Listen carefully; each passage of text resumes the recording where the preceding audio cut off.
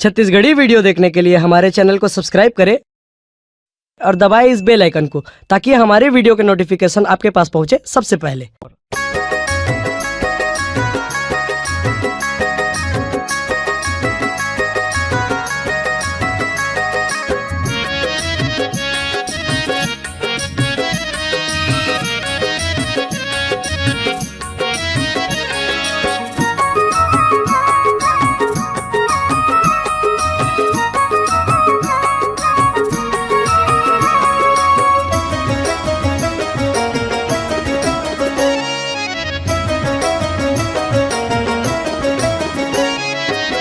चापम तैहा विराजे समलाई दाई कोसा का साक नगरी मो कोसा का साक नगरी मो चापम तैहा विराजे समलाई दाई कोसा का साक नगरी मो कोसा का साक नगरी मो।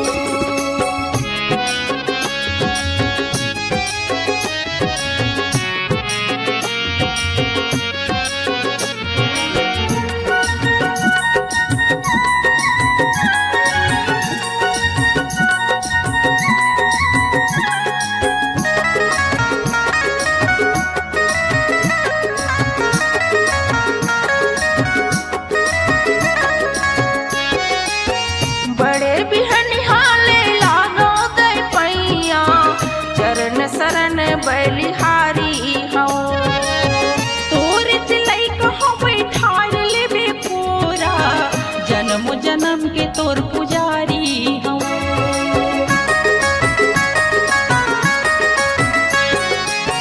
बड़े बिहनिहाले लागो दे पैया चरण शरण बलिहारी हो तोर चिलई कहो बैठार लेबे पूरा जन्म जन्म के तोर पुजारी हो।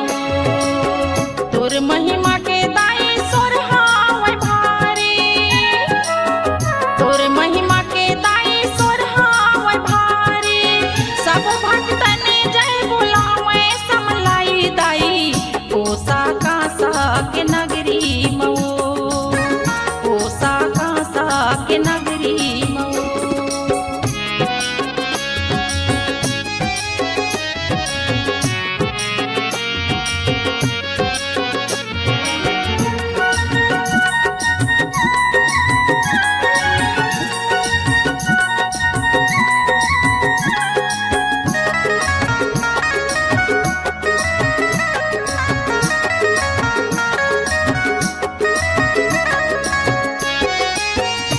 लागो दाई चरण में जाके सुन ले दाई मोर बिनती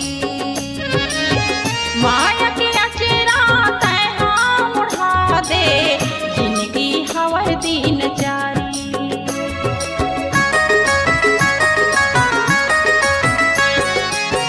तो लागो दाई चरण में जाके सुन ले दाई मोर बिनती माया के अचरा तैहा उड़ा दे जिंदगी हवा दिन जारी। तोर को राम दाई मोला खिला ले तोर को राम दाई मोला खिला ले तोर चलई कहाँ दुलार देना मोला दाई कोसा कासा के नगरी मो कोसा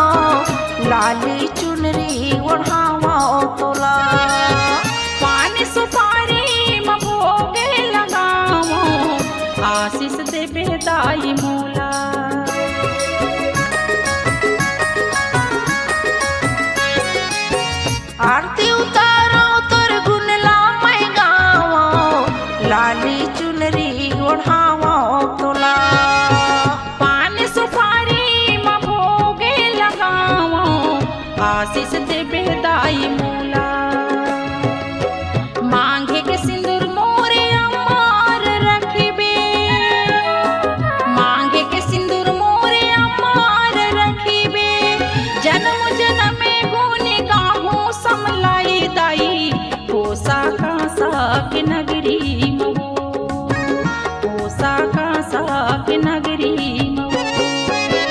चापम तैहा बिराजे समलाई दाई, कोसा कासा की नगरी मऊ, कोसा कासा की नगरी मऊ। चापम तैहा बिराजे समलाई दाई, कोसा कासा की नगरी मऊ, कोसा कासा की नगरी मऊ, कोसा कासा की नगरी मऊ, कोसा कासा की नगरी मऊ, कोसा कासा की नगरी मऊ। अगर आप अपनी आवाज को एक नया आयाम देना चाहते हैं तो चले आइए मल्टी ट्रैक डिजिटल रिकॉर्डिंग के लिए संपर्क करें HK म्यूजिक कंपनी, कोटा डबरी, चांपा, छत्तीसगढ़। मोबाइल नंबर है 9329238487 और 8085380339।